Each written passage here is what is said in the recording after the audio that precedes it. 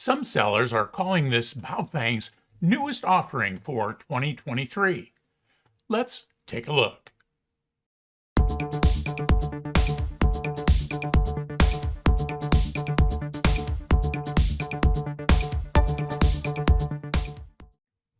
Hi, and welcome to the Gadget Talk channel, where we do reviews and how-tos on a variety of electronic gadgets that catch my eye. In this video, we're going to take a look at a new release in the budget ham HT market from BaoFeng. It's the UV-17Pro. The UV-17Pro is currently available on eBay and AliExpress. I got mine from AliExpress and was pleased when it showed up nearly 2 weeks earlier than expected. There are a couple of things that caught my eye regarding this little HT. First, this seems to be one of BaoFeng's new radios that has made the conversion from 128 channels and only charge cradle charging. It also has a bright color screen and bottom-mounted dual LED flashlight beams. The UV-17Pro has 999 programmable channels. As a ham radio, all were programmable to a frequency in the radio's transmit range. Since its range is beyond the ham bands, you'll need to be careful to ensure you're operating within the bounds of your license. It also means that when programming channels like the NOAA weather channels, you don't enable transmit function for those channels. The easiest way to do that is in the CPS, where you just leave the transmit column blank. As you'll see in a moment, the charge cradle charges at USB voltages, not the normal 10-volt input of other BaoFeng chargers. Its battery has a USB-C port, so you can also charge it via a USB cable from any normal USB power source, such as a power block or a USB port in a vehicle. As with most BaoFeng radios in this price range, it can also receive broadcast FM signals. One of the features I really like is the relatively large color screen. Again, we'll see that in the video tour. As with most radios in this price category, power output is overstated. While the components may theoretically be able to produce 10 watts output, the best I got was about 4.5 watts in the VHF range. My experience has been that 5-watt radios tend to output between 3 and 3.5 watts, and 10-watt radios tend to output about 5 watts. It is what it is, so manage your expectations. The last thing I want to mention here is that the radio has an IP45 intrusion protection score. While not waterproof, it means that it will prevent ingress by things bigger than 1 millimeter and resist water from low-pressure jets. Basically, you can use it in the rain if you need to. The menu system works like every other BaoFeng, and it has most of the same menu items. Let's take a look at what you get and do a brief tour of the radio.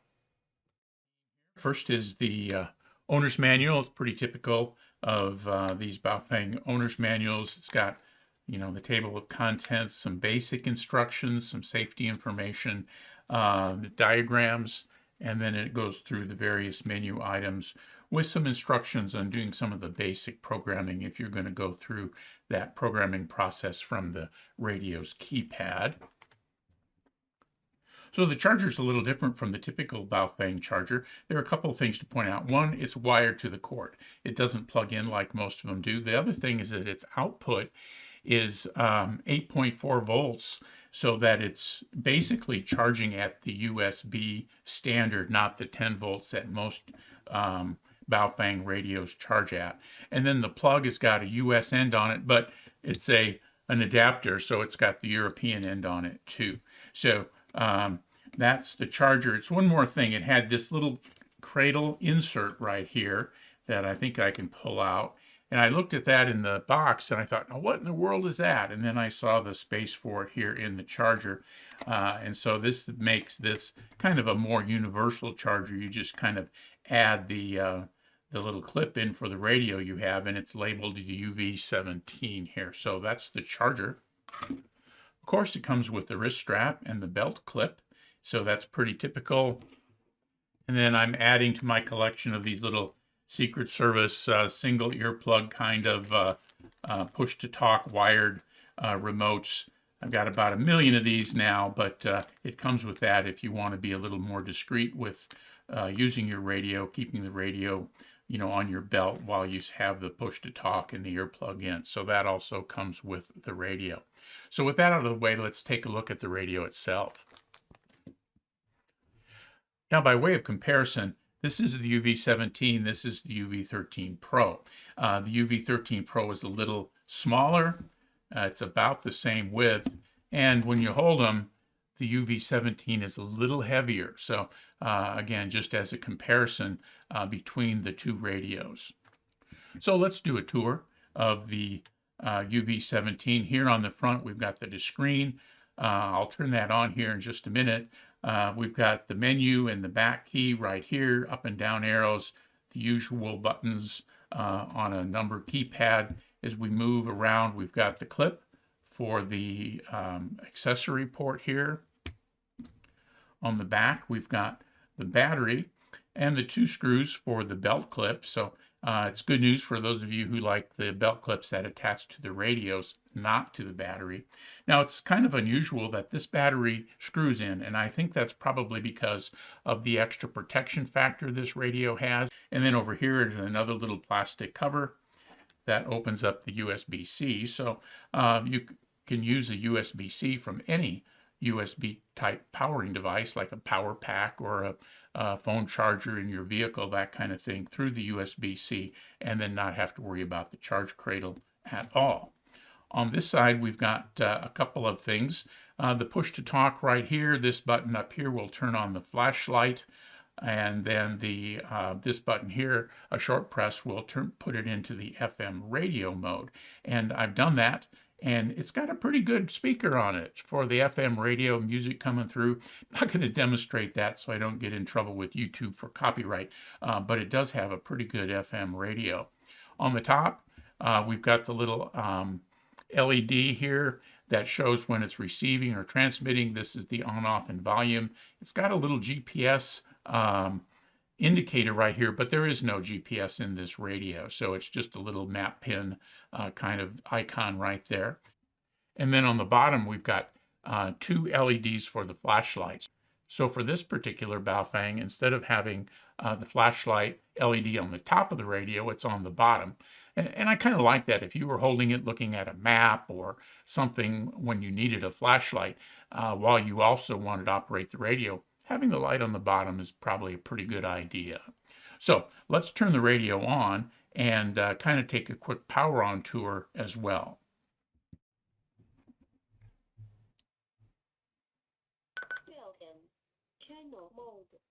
So you saw there as it came on, I had set my amateur call sign and my name on this, so if I were to misplace it, somebody turned it on, they would know who it belongs to. And then I've got just a couple of programs in it now that we'll see when we go through the CPS. But the things that I really thought was cool and what tempted me on this little radio was first the color screen, which is very nice, as you can see here. It doesn't have the fancy fonts that you're going to see on a Yaesu handheld or the some of the new Yaesu mobiles that have the really nice fonts, but it does have a nice color screen. The other thing then that caught my eye is the flashlight. So let me turn that on here for you. And so it gets pretty bright. And then if you touch it again, it'll flash, so it'll give you a signaling light. And then it'll turn it off using that little top button over here on the side. Now the menus here work the same as just about every BaoFeng menu. You press the menu key once, then you can go up and down with the buttons here.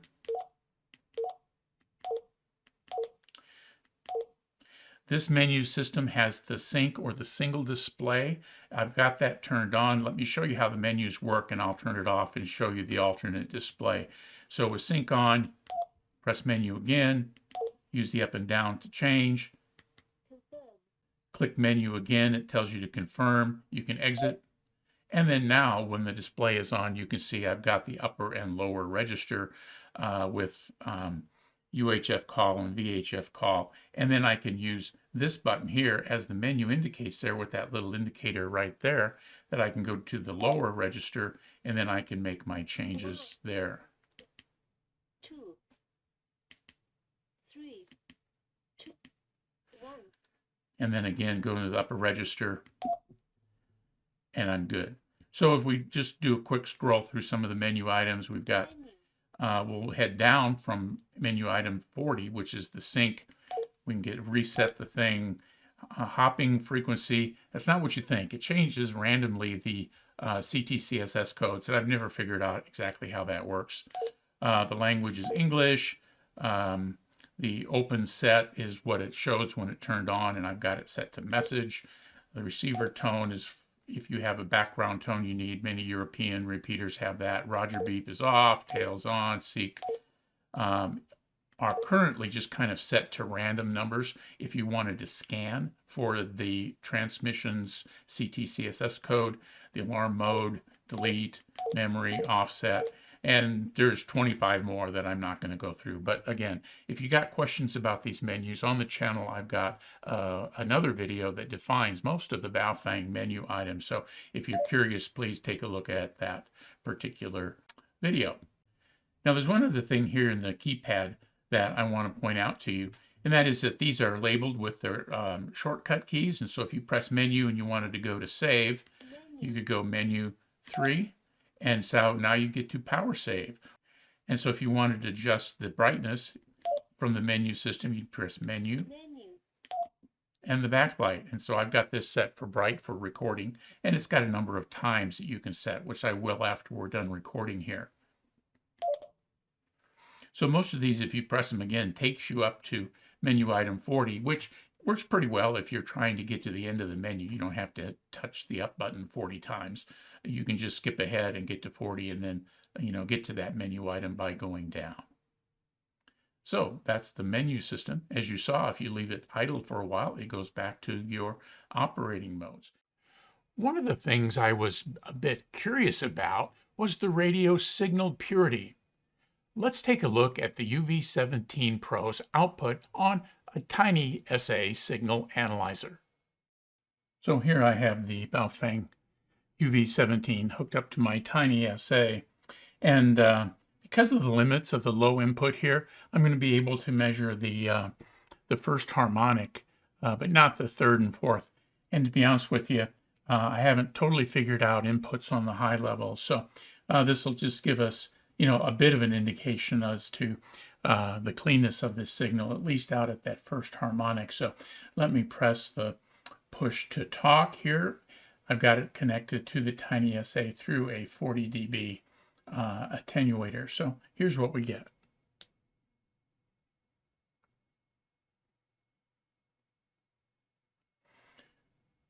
So at 146.5, which is where the closest data point is in this little device, it's at about a minus 5.6 dBm. And the first harmonic is at a minus 54.2 dBm. And that needs to be 40 dB below the primary, which of course it is. So we're good at that first harmonic. Now, let's take a listen to what the radio sounds like. I'll use a Oshan KG UV9D Mate as the other radio in this test. I'll record to a Tascam DR05 digital recorder using its onboard mics. Since we're trying to evaluate signal quality, I won't do any sound adjustments to the recording. Alpha 7 Juliet Mike. Transmit test on the BaoFeng UV-17. Test 1, 2, 3. 1, 2, 3. Test out. Alpha 7 Juliet Mike. Receive test on the BaoFeng UV-17. Test 1, 2, 3. 1, 2, 3. Test out. The last thing we'll do is a quick review of the CPS you'll use with this little HT. I looked all over for a CPS for this radio. I finally found it on the ABRI website in their download section under the BaoFeng tab. I'll display the link here and list it in the description below. It's listed for use with both the UV-17 and the UV-13Pro. I tried all the BaoFengs listed in Chirp, and unfortunately, none would connect. So here we have the CPS set up for the BaoFeng UV-17. And as we do with all of these CPSs, we want to start here with the device manager. If we go down to ports, we can see that I've got my BaoFeng programming cable set, and it's in COM3. So we're going to need that here. So as we look at the program itself, we're just going to see that we've got the typical Windows drop downs. Here's some files that I've used recently: open, save, save as. In the program, we're going to set the COM port. We're going to read from the radio, write to the radio, and so forth. View tells us what we're going to see. So in this case, I've got the toolbar, the status bar, and the tree bar all showing, which is right over here. Windows I've got set to Cascade, and then there's a help about, which is version 1.04. So let's start the programming process. So we'll go to Programs, we'll go to COM port, and we just saw COM port 3. I've got that selected here, and so that's what we're going to use. I don't want this right now. There's only one choice in this radio information for each of these ranges, and so I'm just going to close that out. And then I'm going to go to Program, and I'm going to read from the radio. Say OK. My radio little light is flashing right now, and the screen says Program. And so we're going to read the data from the radio. Now the radio rebooted. It's back to where it was before. I'm going to go to Channel to see what we've got. And so now we've got this. Now, one of the things I found when I did this the first time is that there were like 30 channels in this, and they were all just random channels with CTCSS codes and all kinds of stuff. So I've already gone through and deleted all those. To delete a channel, you just simply click in this first box, click delete, and then the rest of the stuff disappears. So now I've programmed about 9 channels into the radio. And so in this display, we can see I've got the frequencies. So this is the VHF call frequency, 146.5200. I've got that as a transmit. I gave it a name. There's no CTCSS codes. It's wide, high. There's no PTT. The busy lock I've got off on all of these. It's on my scan list. And if I want to see this in a display that's more of a window as opposed to a spreadsheet display, I can click here, and I get all of that information with the appropriate drop-down boxes if you prefer to program in this environment versus the just line of data. So let me show you how to add a program here just real quick. So we'll go down to channel 11, and we'll duplicate one of the ones we've got already. And so we're on channel 3, we've got 147.300. When I click out of that, it fills in all across. But in this case, I don't want 300 because it's a repeater and it's got a positive offset. So I'm going to put 147.900. I'm going to give it a name. It has a CTCSS code, so I can just go and I can pick that out. It's wide, high, off, and all those other things are set. Again, I can go to the window. I can see I've got all that stuff there. And if I wrote this back, it would show up, and on the channel screen, it would show X's. Now, this was just a demonstration, so I'll show you how it disappears. Highlight it, hit delete, click out, and it all goes away. And so this works the same as pretty much any BaoFeng CPS. Now, we can go here to the VFO, and I've got that set, and that's where it's going to come up. So I just set the channel that it comes up onto the VHF call. VFOB is on the UHF call. You can put anything you want in there. When we get to general settings, we've got all of the menu items that we can access via the keypad, and they're just right here, so they're easy to get. And so the boot screen we can set to the preset logo, which says BaoFeng, a preset message, which I've chosen on line 1. I put my call sign on boot screen 2. I put my name. Or you could have it come up with the voltage. So I'm going to leave that with the preset message. My timeout timer is 60, squelch is 3, language is English, and all of the other things that you can get to via your menu system are here in the general settings. In the phone system, this is where we can enter DTMF codes. I don't mess with that, and so everything here is blank. And so with that programming done, then we can just go back and we can go to File and Save. Now I gave this a file name for today, so I've got it 2023-04-06 UV-17 data. And so I'm going to use that file name again. I'm going to write it, I'm going to save it, and I'm going to replace it. Now, if you have a baseline file you wanted, you give it a standard name, and then every update, change the date, and then you can keep track of what you have in your radio. So with that file saved, I'm going to go back to programming. I'm going to write to the radio. It's going to come up with that same dialog box. My radio is now flashing. It says program, and it's writing. The write was successful. The radio rebooted. I can get out of this, and now I'm done. So, what do you think? For me, I like the color screen, USB charging, bottom-mounted flashlight, and the new styling. It has a firm feel and looks like it will stand up to day-to-day use. I hit all the same repeaters other radios hit for my backyard, so transmit power seems sufficient. If you want to compare the UV-17Pro to the UV-13Pro, join me over here, where we'll take a look at the UV-13Pro. As always, if you found this video helpful, please like the video and subscribe to the Gadget Talk channel. 73, and thanks for watching.